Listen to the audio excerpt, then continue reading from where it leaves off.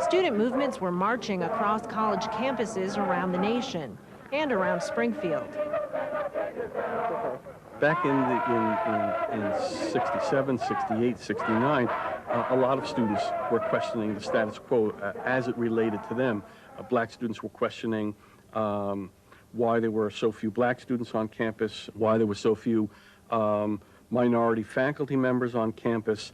As the anti-war movement gained steam and the civil rights movement shifted to northern and western cities in the late 1960s, college campuses became hotbeds of activism and protest.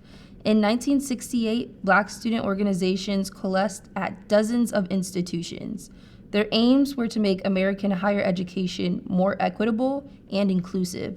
Activists at the University of Massachusetts Amherst inspired their peers in Western Massachusetts. Some of the demands that were asked for at UMass, that were asked for at Columbia, that were asked for at Cornell, shaped our thinking about what we needed to do at Springfield College. Dr. Cheryl Evans now, she told me about a couple of things. One, there was going to be a demonstration after Dr. King's assassination, demonstration at the Whitmore Administration Building at UMass Amherst. Black students at Springfield College watched their peers at other institutions organize, make demands, and stage protests, but they perceived major obstacles to continued progress on racial justice on their campus.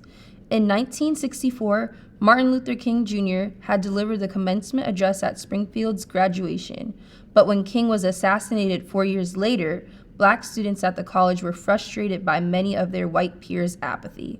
Martin Luther King was shot in 68, right? Wasn't it 68? I think that really kind of triggered a lot of stuff there also.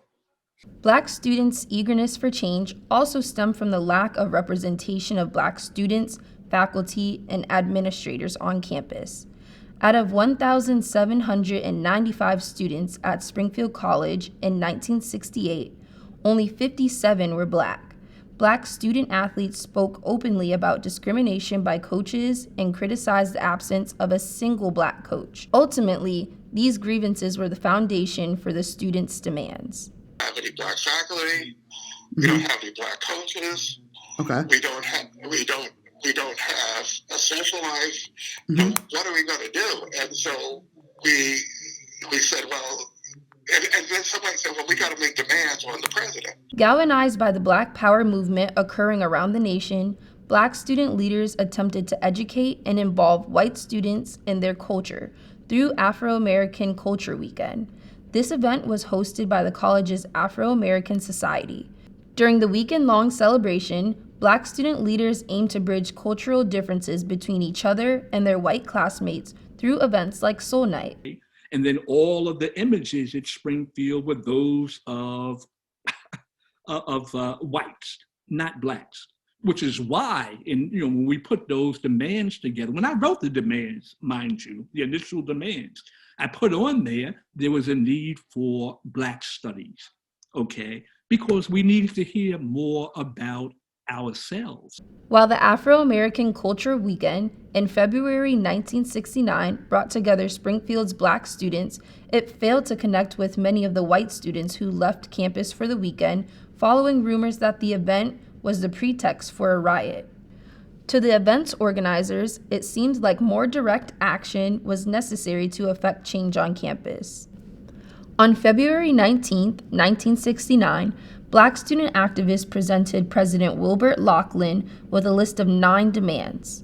The demands included the admission of more Black students, the hiring of additional Black faculty and Black staff in the admissions office, the creation of a Black cultural center, and the establishment of a Black studies program. Initially, administrators seemed open to acting favorably on at least some of the demands. Channels, and we sought to keep all lines of communication open. Minority students were calling for greater representation on campus and in the curriculum, and school officials seemed to be listening. We were able to communicate with the faculty and also the president. Dean Condon, as part of the administration, why do you feel that this movement has been active and positive, but yet peaceful? Well, I think that we overcame some of the terminology that turned some people off to see what it actually meant. And when we saw what it actually meant, we wanted to work towards towards all the same ends to whatever degree we can. However, after months of delay, many Black student activists grew frustrated with the administration's inaction. Even when administrators claimed to have made progress on some demands, like the creation of a Black cultural center, student activists saw their efforts as half-hearted. A cultural center where we could have kids from the neighborhood come and we would actually work with them and tutor them in whatever needed to happen. And what they had proposed was a was a garage, possibly, no, two-car garage. Not a lot of depth. I mean, it definitely would have been, put together because it was shabby. In mid-May of 1969, their frustrations boiled over. Like student activists at dozens of colleges and universities across the country, more than 30 Black students engaged in what they described as positive action by taking control of the administration building. The protest divided the largely white student body. Some students turned out in support of the protesters, but a larger crowd stood angrily outside the building. They did this for the purpose not of just saying, hey, we're radical, look what we have done, but they did this in the name of positive action. Not all students supported radical action. I was sympathetic with a lot of their demands, but I think they're getting a bit outrageous with some of the things they're doing. The protest divided the largely white student body. Some students turned out in support of the protesters, but a larger crowd stood angrily outside the building. The administration building takeover ended peacefully, with the students cheered on by supporters from the community and exiting the building behind Professor Jesse Parks.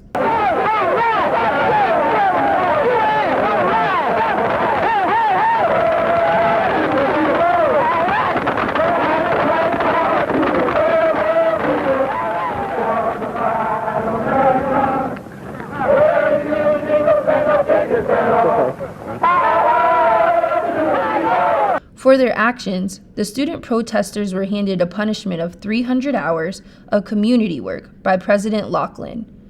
Many would refuse to complete these hours, which further inflamed tensions between the Black student activists and administration. The professors were willing to stop class and listen to to better understand the demands. So even though I was put on the spot, because I was usually the only Black in a class, I would explain. And there were a lot of questions, and I always answered them without attitude, just as I felt it. But there came a point after weeks of doing this, it became evident to me that the students just wanted to get out of class. The administration building takeover aimed to show college administrators the consequences of their inaction on the Black students' demands. Still, little substantive change was evident by the fall of 1969 when a new cohort of Black students entered the college. Over the next few months, protests in the city of Springfield against the Vietnam War and in support of the welfare rights movement added to the Black students' eagerness for action. On top of these developments, a white student journalist named Larry LeBeau was locked in a bitter dispute with the President Laughlin over freedom of speech in the student newspaper. One of the alumni said that they don't want that new way of life coming to Springfield College, and I said, well, then you can't stop it. You'd have to not have any students come on campus. It's going to happen whether you like it or not. By the spring of 1970, Black student activists were fed up with the lack of meaningful change on campus. Led by 19 of the students who took part in the administration building takeover, 49 Black students entered Massasoit Hall, ordered its occupants to leave, and insisted they would not give up control of the building until forced to do so. The Massasoit Hall takeover lasted 3 days. Inside the building, the student activists vented their frustrations about living in predominantly white dormitories and dealing with insensitive statements and questions about their hair and heritage. The new information that was added about how we were being harassed and and the college didn't seem to care about that as much. So we decided that that's what we would do, and we did that. On March 12, 1970, college administrators, led by Dean of Students Jack Costello, called in police officers to force the student activists' withdrawal from the dorm. Sheriff John Curley and his men served the student protesters with contempt of court citations and boarded them on a bus to jail, amid cheers of support from those outside the building. Although the contempt charges were later dropped, college administrators dealt swift and harsh disciplinary decisions to the student protesters. They had the juniors, they had all of us who were involved in the administration takeover in one category. They had the sophomores in another category. And then they had the freshmen in another category. We're going to do with the three different categories. Basically, the freshmen were said, okay, let me spank your hand a little bit. Don't do this again. And you're good. And then the sophomores, well, if you guys were involved in this last year too, then, we're going to come down a little heavier. And then, of course, the juniors, they told us that we would be suspended for the rest of that year, and I think all of the next year. All right, so yeah, I think that was it. And then if we wanted to, we could reapply for admission. 19 students who took part in both the administration building takeover and the Massasoit Hall takeover faced separation from the college. Others were placed on strict academic probation. The punishments, and what many students, both black and white, viewed as an unfair disciplinary hearing, prompted another building takeover in early April. This time, sympathetic white students occupied the administration building, while others waged a day-long hunger strike on the campus quad. These were to be the last protests of a tumultuous year at the college. 50 years after the black student protests of 1969 to 70 ended with little progress, a new era of student activism has flourished. Drawing on the legacy of their predecessors, recent students of color at Springfield College have found a more receptive audience for their calls to make the college more inclusive. They also received support from many of the veteran activists of 1969 to 70, who in 2020 formed the Legacy Alumni of Color organization. These alumni and former students have shared their experiences with current BIPOC student leaders and provided detailed recommendations to college administrators on how to meet the students' needs. If they are still having the same problems that we had, perhaps I can be helpful. And so that was the impetus that I used to once again reconnect with Springfield. Especially admire your president. She is so different from the president that I had in terms of how she's handling things. I just can't believe it. It's wonderful. So, and you students are determined to get done, and I'm pleased about that.